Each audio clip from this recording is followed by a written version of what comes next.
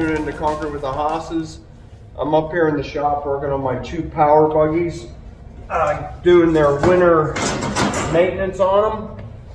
And so I'll go over a couple key things that you should really do to preserve the life of these buggies. They're well-built machines. Canyon makes them. The new ones have Honda motors in them. Mine do not. They're the older style. They have a Subaru engine in it. Real good engine, just hard to get parts for now. They had a problem with their plant. I believe they're out of business. So if you're going to get one, if you're looking at a used one, take that in consideration. You might get a really good price on it because, keep in mind, the engine might have a hard time getting service done on it, getting parts for it. The new ones have Honda engines on them. I'd go that route if you're going to purchase one. But these engines have been good, not saying anything bad about them. I'll go over the filters to change, as well as the belts to tighten and the tracks. Just a couple quick things on them, and no reason to take it to anybody. I think you could probably handle it yourself. So I take them outside and I power wash the undercarriage, get all the dirt and debris off of them so you can really see them good. We run them through wet concrete so the power washer won't take that off. So I just take a hammer, sometimes a chisel, and just clean all this debris out of here. It's kind of a dirty business we're in. Things get caked with concrete, splashed up, mud. It happens. So I tried spraying these down with our liquid release, our form release, I mean, but they still just get covered with concrete. So get them on as clean as you can, and then I pull them in and I take all the covers off, all the way around. And the filters are really easy to get to. That's hydraulic right there. Real easy to change.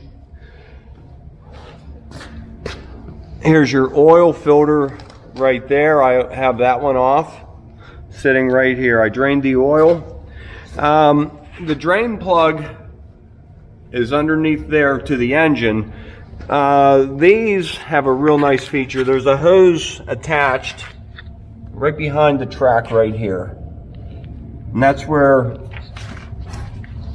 the drain plug is for the engine. Real easy to get to. You can drain the engine oil right into a pan. Did I get that on there good? Right there. So that's the drain for the engine oil. And then we have the fuel filter right here as well. So hydraulic, engine oil, fuel filter, air filter right here. And these get really dirty. I clean them midsummer and I change them every year. We're always in the dirt and the dust. You can see just how dirty these things get. So that is a must, those filters. And then one other thing that is very crucial to the life of these, every pivot point has a grease fitting. So make sure you grease all your points. And this is the part I don't like. On these undercarriages, there's grease fittings under these bolts. I'm sorry, take these bolts out and you have to put a grease fitting in there, pump it full of grease, take the fitting out and put the cap back on. I'll do one, but there are 6 on each side that need done that way. It's a pain to do, but it definitely needs done every winter. Other than that, make sure your belts are tight. And these have tensioners on them. These are not engaged, so these are loose. But examine them, make sure there's no cuts, no breaks in them. Got a little bit there. This is a double belt. This is a single, and this runs the hydraulic and the cooling fan. Now this, if this belt becomes loose, the turntable won't turn or it sputters. So you have to keep this belt tight, and here's a tensioner right here. Just snug it up. You can see right here is a tensioner. Just make sure that belt's good and snug. Right here. Let's say about an inch of travel in there. Should be good. All right, so I'll go ahead and do some of that work that we just talked about. And I made these brackets on here. Just a 1/4 inch piece of steel. I cut a notch in it with my plasma cutter and bolted them onto the side. Secondly, I got these $5 mats from Home Depot. A piece of 5/8 rebar, wire tied it on there, welded a washer to the end, and they clip right in those notches. You can remove them real easy, but when you're dumping concrete, it doesn't splash everywhere. It catches the splash and you don't make a mess. We used to have to stand there and hold plastic in front of them and protect the patio, the house that we're working on, the patio, and protect that. But now that eliminated that problem. They sell those splash guards, but I made my own right there. I should have patented that. That's about all I wanted to talk about on these. Mine are about 10 to 12 years old, and they've been holding up great. So I do this service on them every year, and I highly recommend it. Okay, so I raised the machine up, taking the weight off of the undercarriage, and you want to check the tension. You want this to be a little bit loose. See how it sags down, but the cogs don't come all the way out of the rollers. You just want a little bit of play there. You don't want it real tight, but you don't want it too loose where you can fit your hand between them, and then when you're going around bends on a slight hill, you'll spin a track off. So that's what you're looking for, just a little bit of play in that. Secondly, this is the part I hate doing every year. So, take these bolts off. See how there's no grease fitting? A grease fitting won't fit on there. So you have to screw one in. And I just get a couple turns on it.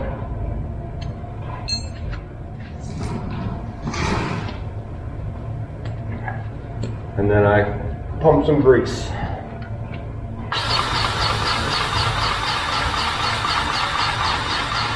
Just about like that. You can even give it a spin. Give it a couple more.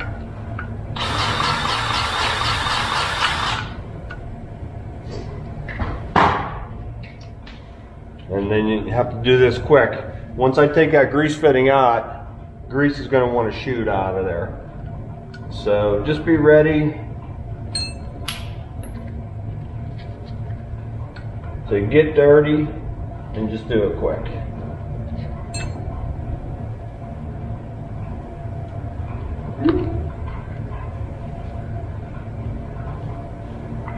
See, I didn't lose too much grease.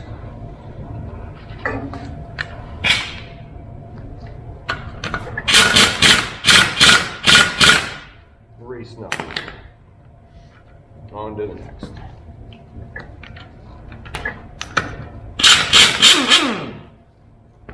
So I do this every year. No grease coming out, so it needs done.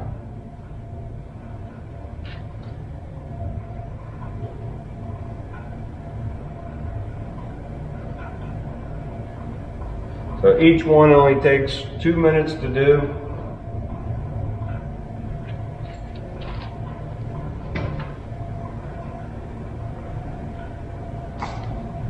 Get a paper towel.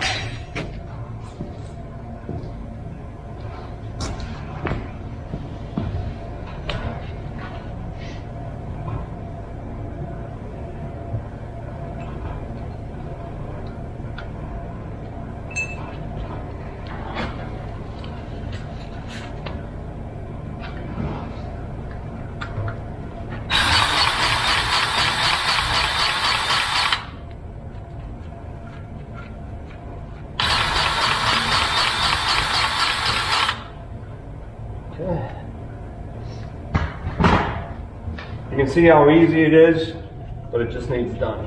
Why did that lock up?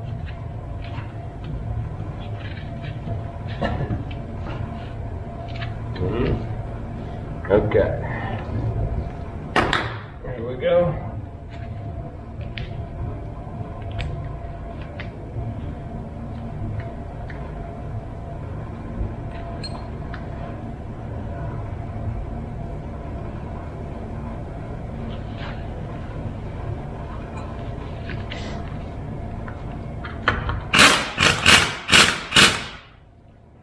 And so on.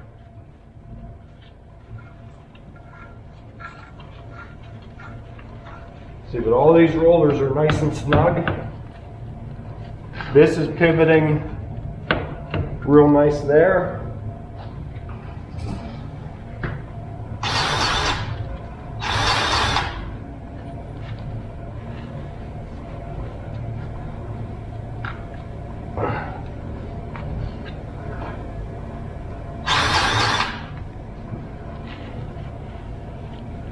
Clean that out.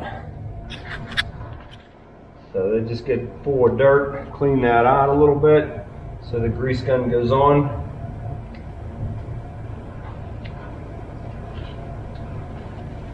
Wiping that grease fitting clean.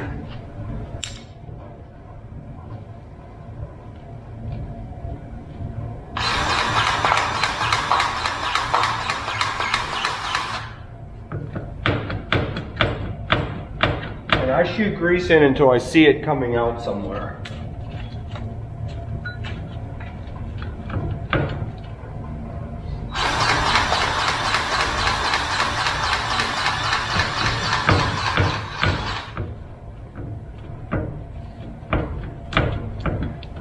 I can see it coming out right here now.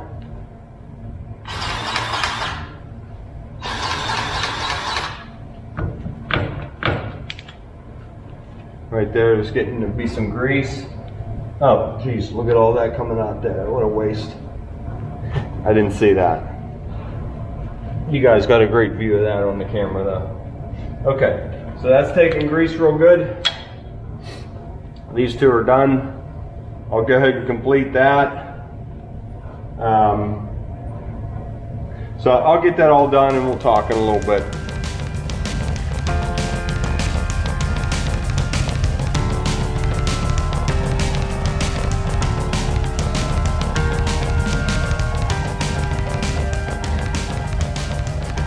Okay, so with the 6 undercarriage rollers all greased and done, I got the center pivot, there's a top roller, and then the front idler needs done. So just give that a shot of grease.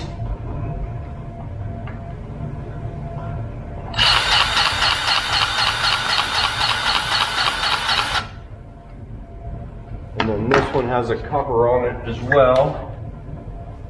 But I believe there's already a grease fitting in there. Yeah.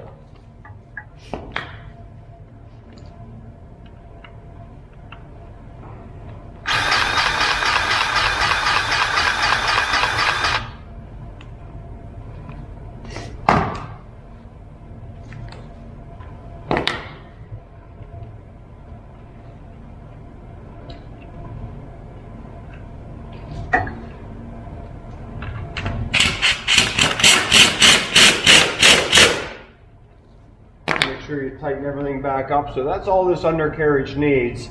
If this track were loose, there's a bolt here, and you can loosen a nut here, tighten that bolt, forcing that sprocket ahead to tighten this. Same thing goes if you need to take a track off. You loosen, compress this front roller, loosens the track and comes right off. So that'll take care of this undercarriage. I have 3 more to do. So let's go ahead and get the filters in.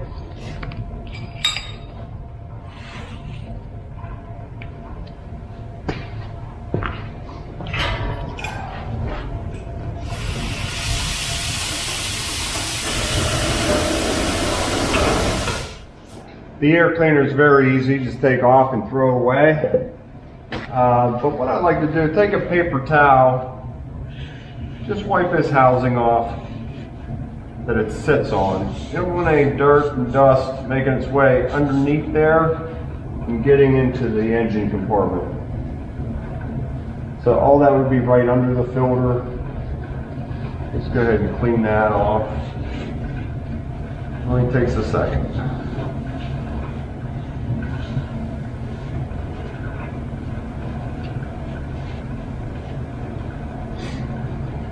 You know, how does that dirt even get in there? That just goes to show how dirty it is out on the job sites. So with that nice and clean, new filter.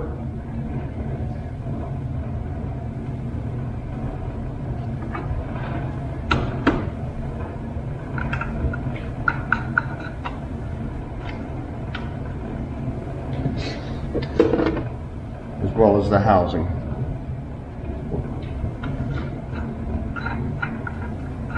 Sometimes there's a nut on top of there.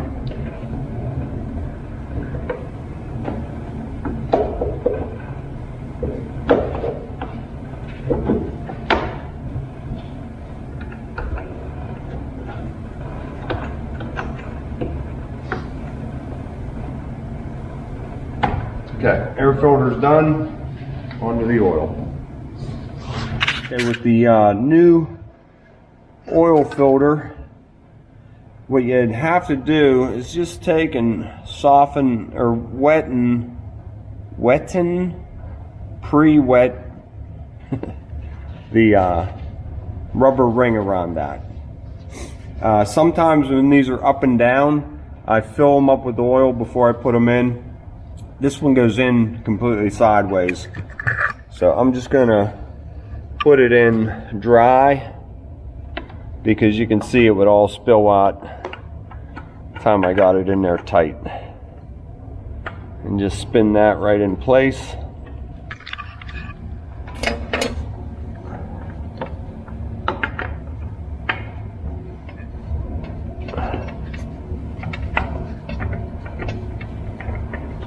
And that should screw on real nice.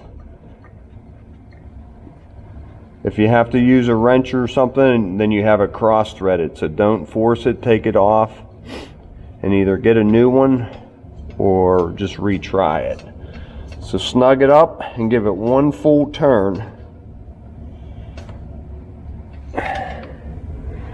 And then, so then I have an oil filter wrench that I slip on.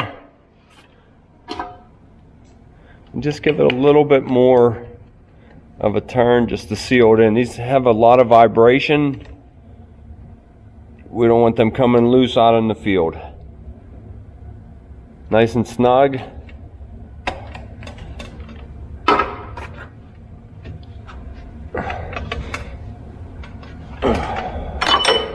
And don't drop that. Got it. Okay, oil filter's done.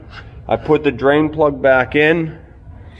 On the panel over there, it said 1.5 quarts. So I put a quart in it and check and do that slowly, getting it up to the proper level.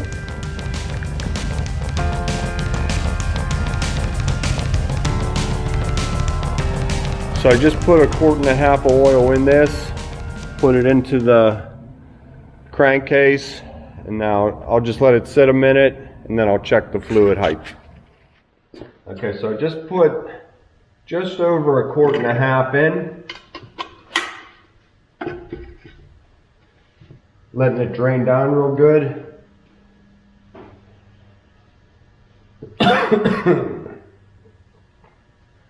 Put that drain or fill cap back in right away.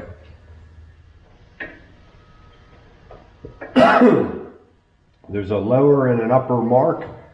We want to be right at the upper mark. I still have to fill up that oil filter there. Here's the top of the oil right at the center hole. So that looks good. Nice clean oil. I don't remember if I got this on video, but I always do this. My old boss taught me this trick. Leave the, drain your oil, and let it drain out real good. And then before you put the oil plug back in the oil pan, I dump just a little bit of oil in. 1/2 quart. These little engines, I only put just enough to get it moving, maybe 1/4 quart. Couple glulps, glop, glop, glop. And then you can go run. And once you see it start dripping out of that drain plug, you'll see it start dripping black oil, black oil, black oil. And then it'll come out clearer. Once it comes out clear, I go ahead and put the drain plug in it and fill it up. That way, you got as much dirty oil out of that engine as you possibly can. So, you waste a little bit of good oil, but it's worth it. If you can get a little bit more dirty oil out of that engine, a little more dirt out of that engine, saves wear and tear on those inner components. Engine oil is done, dipsticks in, caps on, filters tight, drain plugs in, oil's at the right level. I just always think of those couple of things as I'm doing this. Air filter's done, let's move on to the fuel. Save a little bit of mess, you can shut the fuel off right here. That way when you're taking the fuel filter off, it's right inside of here. Where is it? Right here. I'll show you from the other side. Right here. So you have to undo these screws. It's an inline filter, so it just pulls right out and pushes right in. This one isn't even a screw, that's just a compression. This bottom one I have to tighten. Here is what the new filter looks like right here, and these go in a certain direction. Usually you can see on them there's an arrow pointing.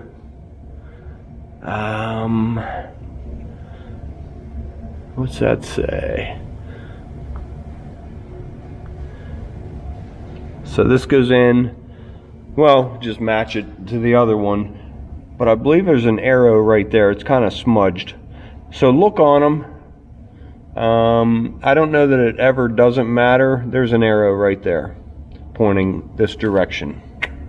So right like that. Okay, I'll go ahead and get that switched out. Okay, so I got that loosened, and this one you can just squeeze and pull out. And the new one just pushes right in. Like that. And push that up to that first level. Give it a twist, but make sure it doesn't twist your lines. I just use a nut driver and re-snug up this bottom one.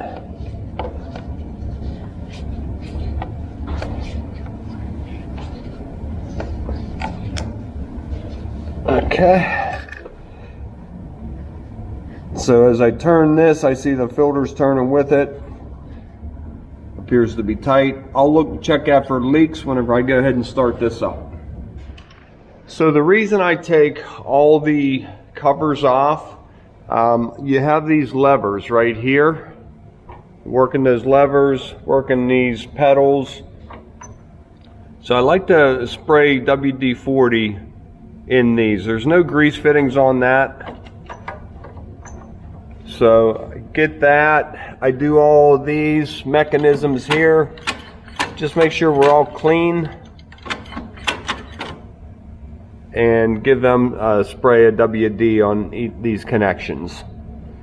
And that's about it there. Same thing on the throttle. We're going to go ahead and lube that up a little bit. Everything else looks pretty good. And that's about it. So that's going to be about it for the basic maintenance on this. One thing I've talked about before on these, the fuel tank's a little bit small for this. We have to fill that up almost every day that we use them. I wish that fuel tank was a little bit bigger. It holds about 5 gallons, maybe 6 gallons. If it was a 10-gallon tank, it'd be a little bit nicer. Good machine. Glad to have them. And I think I covered just about everything there is to talk about maintenancing. So I'll finish up doing my grease fittings, doing that track, and then just put the panels back on. These panels come on and off real easy. Just a couple bolts, 7/16 bolts, or 12 millimeter, sorry, and they all come right off. These panels all come off, side one and the front one. I never need to take this one off here. You can get to everything right there. All right. So that's going to be it for the maintenance on these power buggies. Hope that helps you. Thanks for tuning in to Concrete with the Hosses, and see you on the next maintenance or concrete video. And we also have the house going across the driveway there, so plenty of things to video. Having fun doing it. Thanks for watching, and I hope you enjoy them. See you soon.